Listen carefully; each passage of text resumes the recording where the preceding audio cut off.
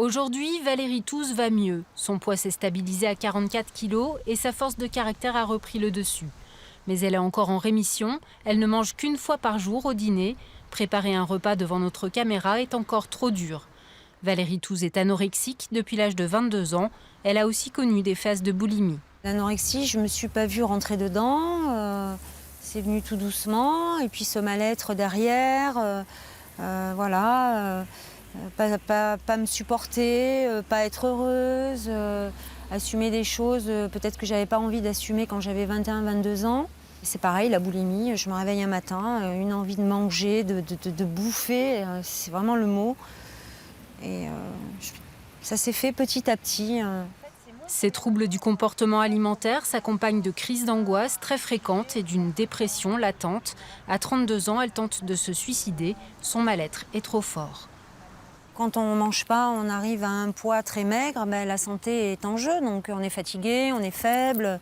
Ou alors sur le moment on est hyperactif parce que quand même quand on fait de l'anorexie ben, on se sent belle puisqu'on est maigre. Donc voilà, les autres vous trouvent moche mais vous vous sentez bien. Donc l'être humain en face ne peut pas comprendre puisque manger c'est vivre. Donc c'est se détruire. Valérie Touze n'a jamais été hospitalisée pour son anorexie. Mais depuis 6 ans, elle est suivie au centre hospitalier Esquirol.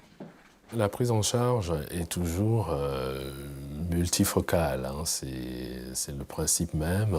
Il y a le travail autour de l'alimentation, donc des règles hygiéno-diététiques et d'équilibre nutritionnel. Il y a le travail autour de l'image du corps, de l'image de soi. Il y a également, surtout, la prise en charge des maladies psychiatriques qui sont associées. Donc, les plus fréquentes sont les troubles anxieux, la dépression, etc. Je sais au jour d'aujourd'hui que je suis guérie de la boulimie, que je suis pratiquement guérie de mes crises d'angoisse. J'appréhende plus les gens dehors, de ce que peut penser l'être humain quand on nous voit ou quand on n'est pas bien, le jugement de telle ou telle personne. Enfin, ça, je suis guérie entièrement. Il reste la dysformophobie, il reste que je m'aime pas toujours, j'aime pas mon corps. Il reste ce fameux repas du midi et quelques crises d'angoisse, mais qui sont minimes comparées à avant. La dysformophobie, le fait de ne pas se voir telle que l'on est vraiment, une femme qui s'est aujourd'hui débarrassée d'une partie de ses démons, encore fragile, mais très volontaire.